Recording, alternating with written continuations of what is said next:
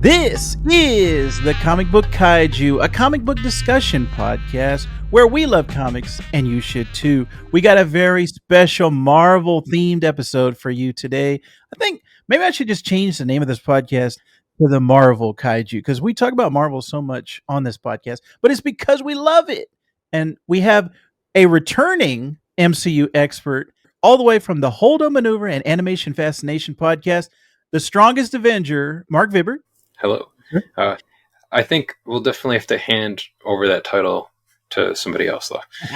In this corner, the new MCU challenger, we've got all the way from the Geek Critique YouTube channel, which if you are not checking out the Geek Critique, you have to, right after this podcast, go straight away to the Geek Critique. We'll have all the links in the show notes. I think that is one of the most well-researched, best YouTube channels around. So we have Mr. Dakota. Yeah, thank you guys. That's quite the intro. I don't think I've ever been introed quite as well as this, but I don't want to be known as the MCU expert or whatever. You can keep your title, Mark. That's fine. Okay. It's really only just like a certain subset of the MCU that I'm particularly in tune with. Yeah. And I'm glad that you are in tune with it because I need it. Mark needs it. We all need it because there's been so much stuff coming out of the MCU lately. We want to know, where does all this stuff fall on the timeline? And that's where Geek Critique comes in with these fantastic Marvel MCU timelines. But we'll get into that in a little bit. Right at the top of the show, I did want to mention our lovely friends over at Magic Mind who sent me some energy drinks, productivity, energy. And they also have a campaign going on right now called 14 Days of Magic, where what they're trying to do is donate to the rainforest. I don't know if you guys know that, but the rainforest is in trouble, guys. And we are here to try to help it. And there's this 14 Days of Magic campaign. What they're doing is they want to have people make some type of content, whether it's a YouTube video, TikTok, whatever, Instagram reel, but put the hashtag 14 Days of Magic. And for every 10,000 views with that hashtag, they're going to donate $10 in their efforts to reach $30,000 towards the Amazon rainforest. So what you want to do is create a little hashtag 14 Days of Magic, and then you want to get your Magic Mind because you want to be productive and you want to have a good time. So you want to go to magicmind.co/14 Days of Magic, use the code Kaiju14, and I will be selecting, if anyone uses that link and they post something, 14 Days of Magic, I will be selecting someone to win a free 1 to 3 month subscription of Magic Mind. So I actually wanted to get my two MCU brethren to ask, what do you guys do for energy or productivity? Actually, no, Mark, I think I was talking to you off podcast. I forgot. I did ask you this question when we talked about Black Adam. That's what it was. Yeah. Can't talk about DC here. Oh yeah. We're on Marvel now. So what do you do as a Marvel fan to kind of get a little pep in your step? I don't know. I take a drink and I say another. But I don't know. I usually just try. I will try to find the healthiest kind of like energy drinks. Usually that's either going to be Zoa, like I talked about before, or I like the Celsius. Oh yeah, yes, I've had that before. Those are usually what I get. Anything that's kind of got like the natural caffeine in it. Yeah, actually, you might want to try Magic Mind because they have a lot of natural ingredients. Dakota, anything that you do specifically to kind of get your energy up when you're creating these timelines, when you're up until 2 a.m. researching, is there something that kind of gets you boosted? Boosted. Okay. I drink way too much coffee, especially in like the first half of the day. I have a huge thermos that I bring to work every day. And, I drink it on the way into work. I drink it on my coffee break. I drink it on my lunch break. So that kind of keeps me going. But certain days, I just kind of cave. I need something sugary. I'll take whatever I can get. Coke, root beer, Monster energy drink. It's not good. I'm looking for an alternative, and I'm sure you're about to pitch a great alternative. So please. Yeah, actually, Magic Mind is a great alternative because they're also, with this 14 Days of Magic campaign, they're trying to get people not only to donate to the rainforest, but also to be healthier and specifically make changes in their routines. So I've been trying to eat a little healthier. I've been trying to exercise a little bit more, go on some more walks around my neighborhood, and listen to more podcasts. But I think everyone out there should definitely check out Magic Mind. They've got some great products, and like I said, that promotion going on right now. Hashtag 14 days of magic. So 100%, we recommend Magic Mind.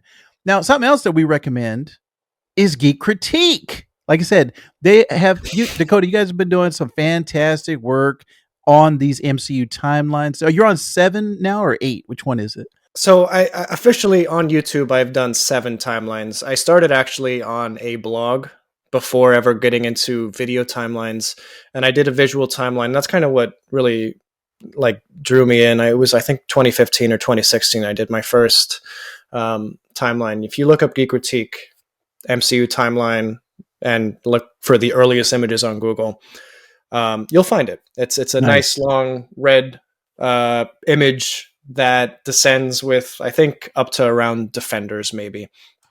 And that was fun. But it wasn't until I got into YouTube and decided to start porting my content from my blog onto YouTube that it really kind of blew up from there. So as of right now, I've done 7 complete MCU timelines. Sweet. Yeah. That is nice. Mark, I know you've been burning with these questions that you've had for Dakota. So why don't you take it away? You answered burning. Oh, you answered part of one right there. But now, is it just you doing it, or do you have kind of like you and like a select few kind of other people like helping you out with doing everything? Geek Critique started out as a channel, not specifically for MCU timeline content. It started out as a couple based reaction channel. Believe it or not, it was me and my wife, and I'm still very much married, but she's no longer involved with the channel. She's teaching now, so she can't really have like an online presence like she used to, and and so I've just kind of like switched gears with the content, and from there I jumped into timeline content, and I prefer usually to do it all on my own, just because I get to show all my work, I get to do all my own research, and sometimes I find things that other people don't, and sometimes other people find things that I don't, and sometimes I have to, kind of like rejigger how I put them out there and stuff. But it's a fun process, and I have this like weird thing where I try not to look at other people's notes or conclusions as to where titles are placed before I actually get my content out, just so that I don't in any way copy or I don't know. I kind of like the idea that it's my work, so I want to put it out there, and then I'll look at other timelines, and if I have to do a second video to correct my work, then be it. So like I'm very like OCD about organizing stuff. So with that, I was kind of wondering like if you're all right. So that's basically I was going to ask if you were just as kind of like as OCD and like intricate about how you organize and put together like the timelines that they do. Because I know like you don't only do like MCU stuff. I know that you've done like some DCU timelines as well and a few other timelines. But like with these, like what's kind of your process in going through of like that first step of like organizing? Like, all right, because I know like with Moon Knight in particular, like you did like the phases of the moon and that. So like how do you choose like what's the first layer of the descending order of what you're doing to figure out the timeline of some of these? That's a really good question, and it differs for pretty much every project. So I'll go with the MCU first, and as like a whole, like a general thing. I do like to keep my viewing order, I guess, or my own chronological order in an orderly list, if at all possible. Sometimes titles overlap, and that kind of gets messy, but there's ways to visualize that on a timeline, and I think I've done that a couple times at this point to show that this starts first and ends later, or starts later and ends first. And I think you can really map it out nicely even when it isn't necessarily as organized as you may hope it to be. I'm thinking about like Fury's Big Week. It's not all, it's a number of films and one shots that take place within a 3 or 4 day period. There's really no way to make that look nice on a timeline if you're just doing individualized titles. If you're doing scene by scene, you can make that really organized. I'm not really into that level of organization. I like to look at projects as a whole. Recently I've kind of like honed in on the concept of like studying canon one title at a time. And if you kind of like take it too broadly, you lose the heart or the soul of a project. So that's kind of where I've begun my organizational process when it comes to Marvel. In terms of Moon Knight, I can't take full credit for the moon phases specifically. I mean, I did look into the moon phases at first, but the realization that the moon phases don't line up with the days of the week kind of like pushed the moon phases out of my mind for a little bit. It wasn't until someone, one of my my commenters, mentioned that if you move the Moon Knight series a whole year prior, then the moon phases line up with the days of the week, which lines up with everything else, and that just kind of blew my mind. And so that was shout out to Chris Evans, not the actor Chris Evans, but a Chris Evans for pointing that out to me. And that video has gone on to get like 10,000 views or something like that. So I'm happy with it. It's I think it's a really cool concept, and I believe that to be the timeline placement, even though it's not the timeline placement on Disney Plus. And yeah, you mentioned DCEU. I've done a DC timeline in the past, and timelines for me in general are a long process because I try to do my own research for each and every title. And I haven't done a DC timeline in a while, so I'd have to, rewatch all that, do my notes and everything, watch Peacemaker and all this, and try to like piece it all together. But I would like to do a DC timeline, like an updated one in the future. But right now I'm kind of working on a couple other things. What has kind of like been like your favorite of the Marvel like films, TV series to kind of place on the timeline and like break down with that so far out of the ones that you've done? Each one is a challenge in its own right, or some more than others. Like I really had a challenge with She-Hulk. That was a tough one because they really didn't have any on-screen dates or anything until the very last episode. So I was able to kind of piece the rest of the story together with that. And I kind of like the challenge. I like the idea that you can study something and you won't find out when something takes place until the very end of a thing, which was the case with She-Hulk and Moon Knight, because it wasn't. I didn't figure out the correct timeline placement for Moon Knight until a couple weeks after that had finished.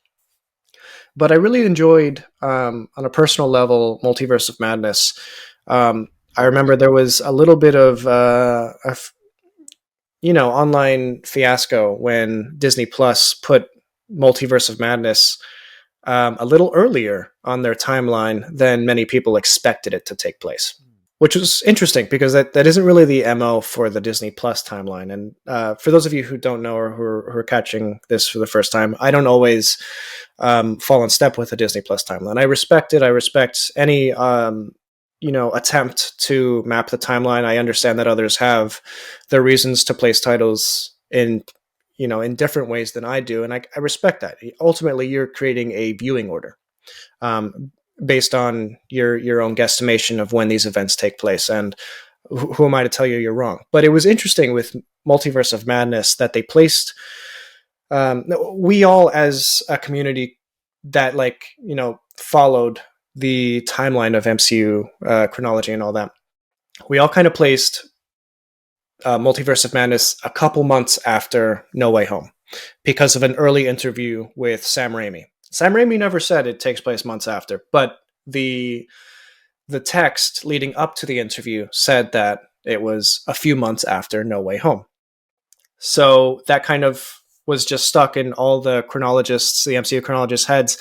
And when Disney Plus placed it before Hawkeye and No Way Home, we all kind of were, or no, sorry, not before No Way Home, obviously, but before Hawkeye, that placed it in 2024 instead of 2025, where everyone else thought it was.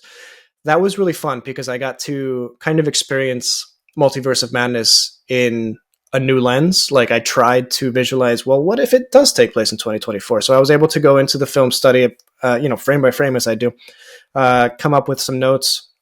And I found out there's actually no evidence in the film that it does take place in 2025. There's plenty of evidence that it takes place in like fall of 2024. So for me, after, long-winded answer later, yeah, I think Multiverse of Madness was probably the most fun to dig into.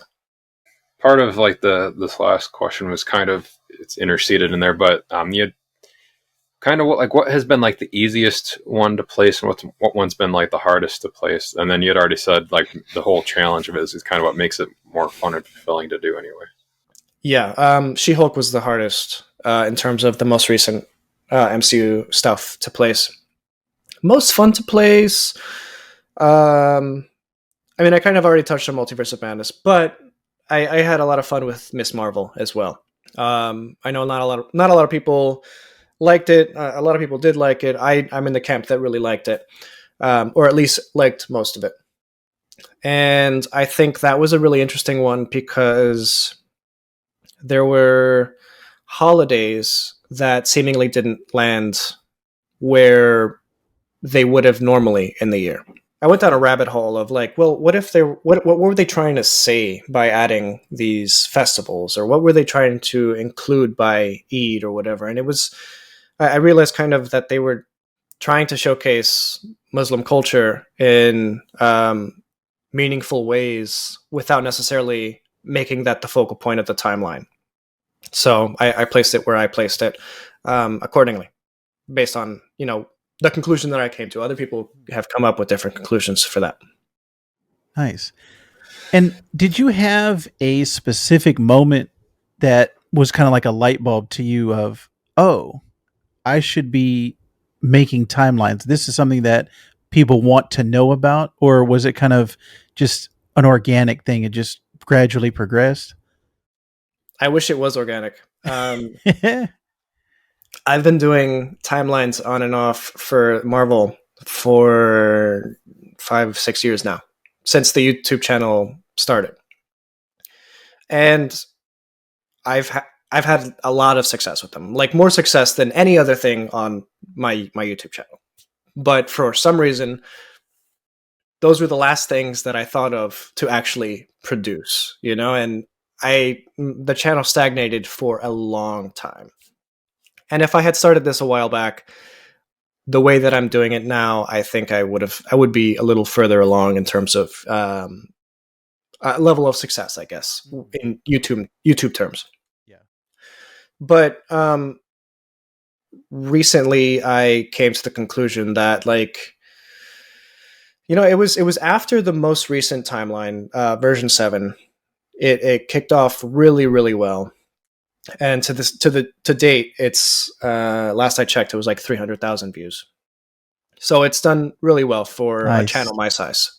Thank you. And that's kind of when I decided, let's focus in on this. And if I need to make a video on something else, I'll make something else. But everyone's always asking me when something takes place, and I've kind of become a de facto expert in that little niche of MCU lore. So I might as well give the internet what they want.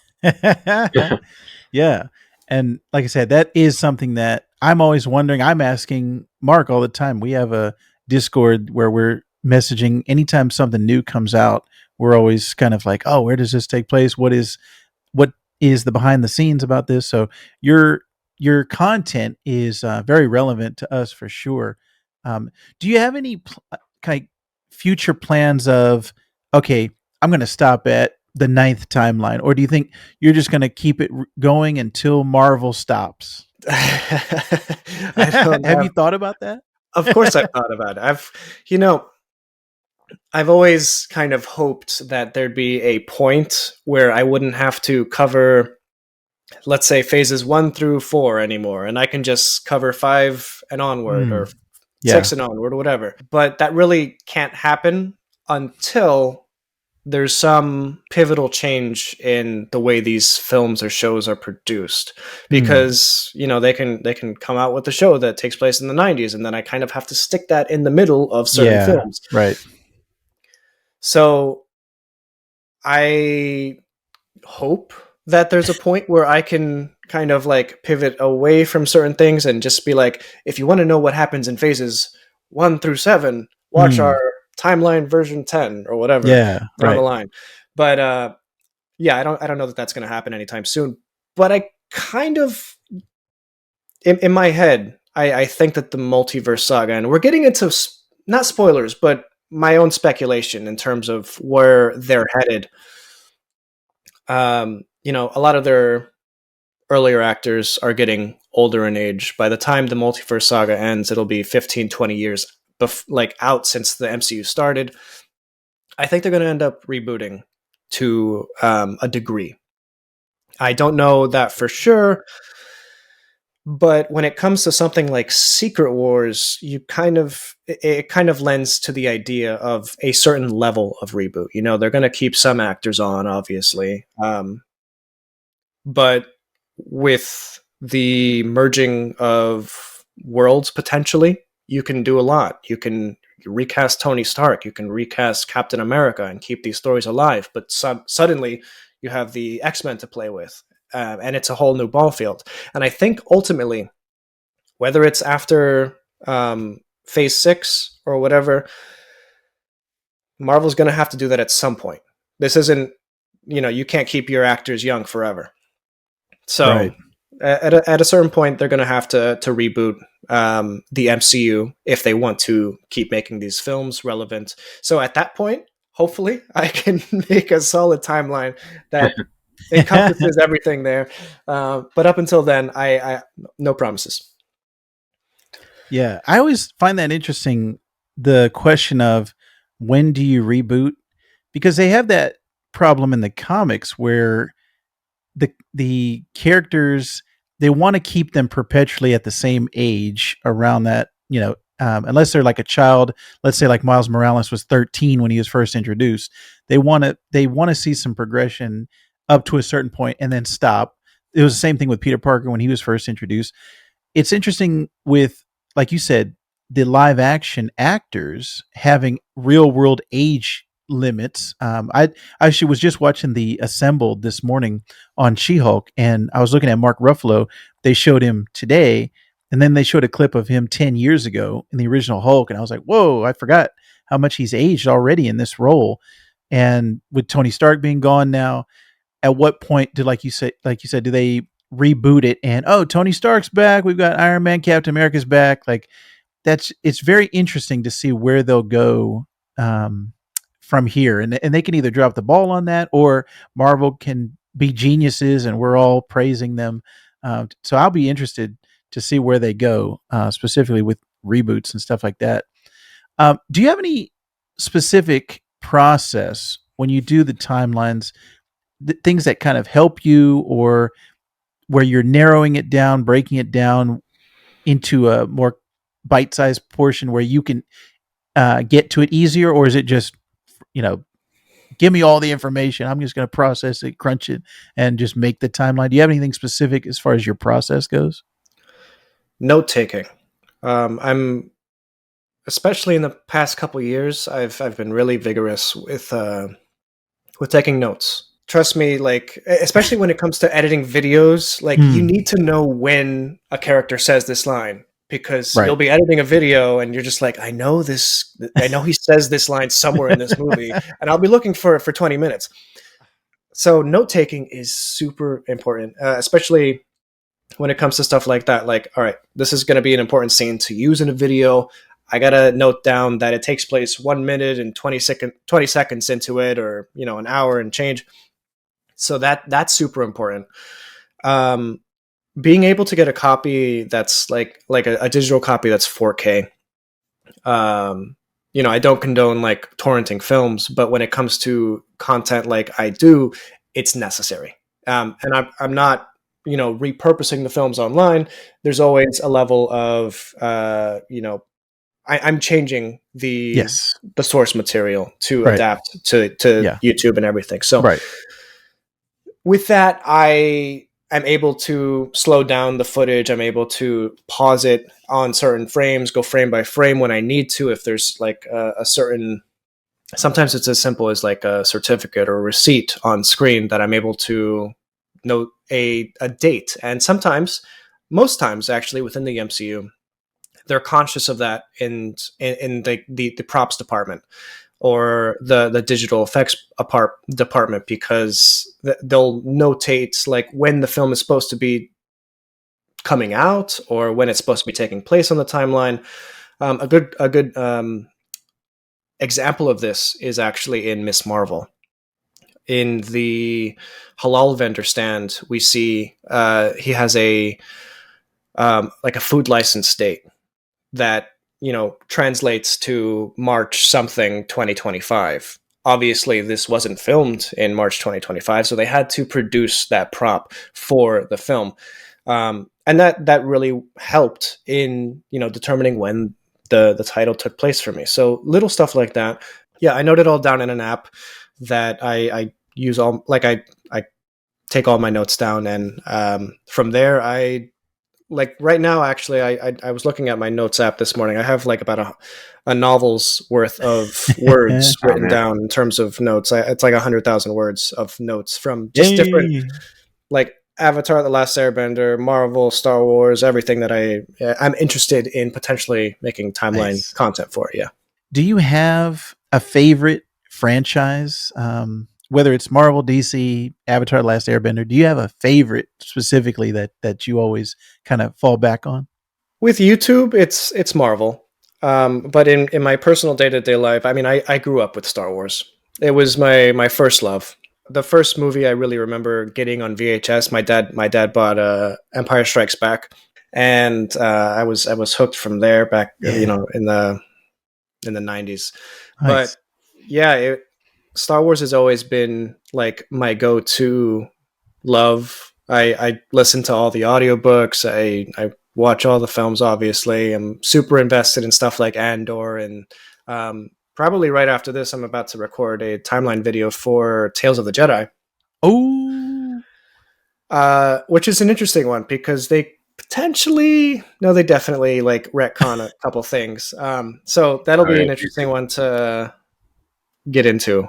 Yes. But, so everybody who's watching this for MCU stuff, but side Star Wars tangent, because we talked about the whole thing with like Dooku in that like third episode of his, where like how that's kind of like concurrent with the events of Phantom Menace almost. So it was, and almost like butting up right up against like Attack of the Clones. Well, a little bit, but I thought that was interesting how they kind of interwove that one a little bit into the events of that. So I thought that was I liked that quite a bit. Yeah, that was my favorite of them, actually. I think you're talking about the one where he is meeting up with Sidious, right? Yes. Yeah, and the Yaddle episode. Yeah.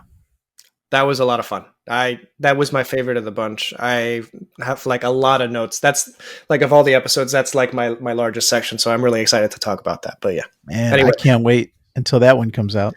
I appreciate it. It takes a while when it comes to like editing videos.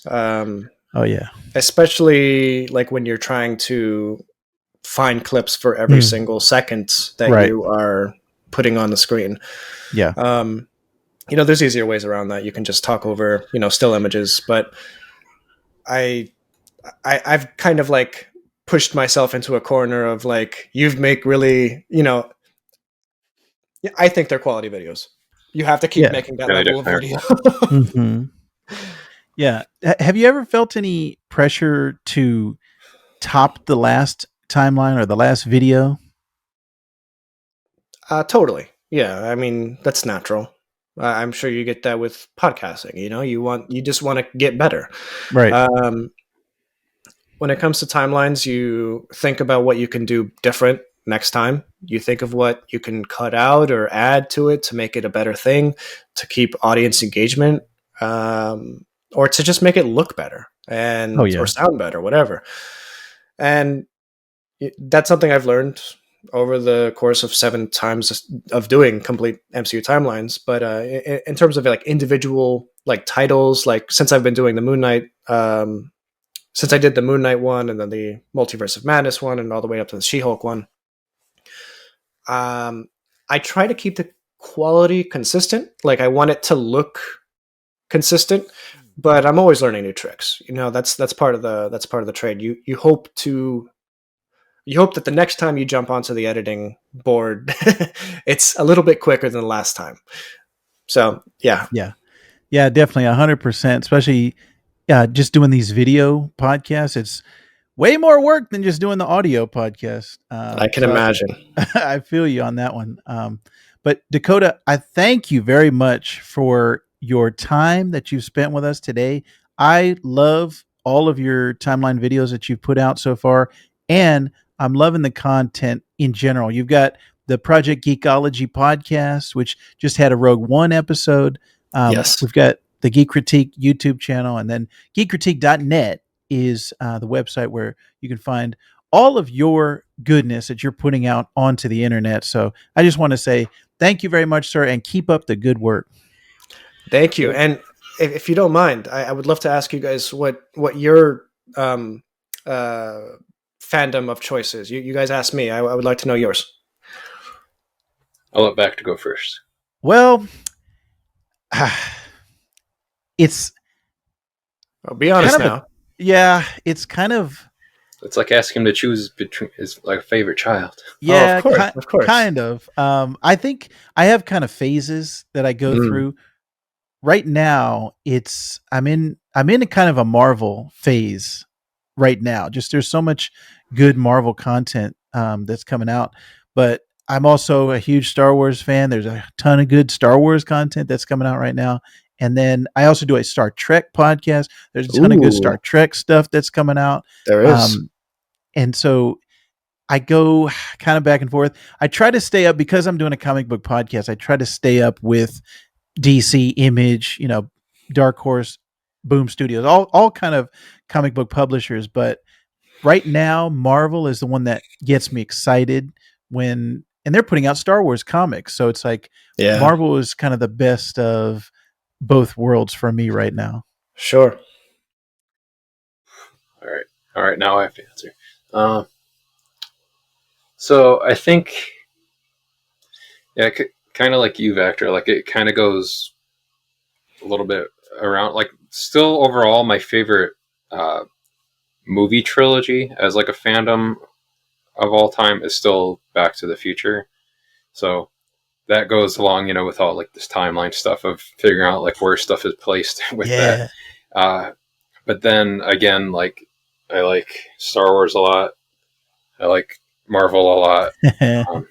I like Lost a lot. So all things that have their own kind of things that just like time travel in general, I like that. So I think that's why, at least for me, where my mind kind of goes to with, and why when I found your channel, Dakota, like that's what I was looking for. Cause I had already like been for a while, like in like Letterboxd making my own like MCU chronological timeline. And I sent you my Apple Music playlist that I've been working on with just like chronological music. You did. From that was crazy. The MCU. That's an insane project. Yeah. I don't know if you've mentioned that on the show before, but you should probably express what that is, because I looked at it, I was just like, this is an insane person right here. But that's awesome. Well, to be fair with that, I think I've been doing that since I don't know, like the beginning of phase 3. So like if I went back, there'd probably be more music from like the first 2 phases in there. I've been adding some stuff in as it goes, but sometimes it becomes a pain when I find out or figure out that something needs to be earlier in the timeline, and then I have to grab all this chunk of music and move it like up here, and there's not like a good way to just drag it all. And But yeah, that was fun, especially with What If. With those, I kind of just placed them where they would have been concurrently within the sacred timeline. So I had like the Captain Carter stuff next to like the Captain America stuff in there. But so for those who don't know, Mark has a timeline specifically for the soundtracks and the scores. So he puts the scores relatively on the timeline as best as he can place them, but also he has songs like contemporary songs and oldies that they include in the movies that also go different places on the timeline, and it's super cool. Yeah, it's like I said, it's an insane person's project, but we're all kind of insane if we're here. So 100%. Put it in the show notes, I guess. All right, I will make a note. Excellent. Well, again, you can find Dakota all those places in our show notes, and you can find Mr. Vibert over at Animation Fascination, as well as the Hold'em Maneuver. And if you didn't know, all of our thumbnails and artwork is done by Mark Vibert Graphic Design. So if you're looking at the thumbnail for this video, that's who's to blame. That guy right there. So thank you very much for joining us again, Dakota, and thank you all of the listeners for listening and watching our content. Please, if you feel so kind, share us with your friends. We always love new people coming to the Kaiju World Order. I'd like to say thank you very much. And Dakota and Mark Vibert love comics, and you should too.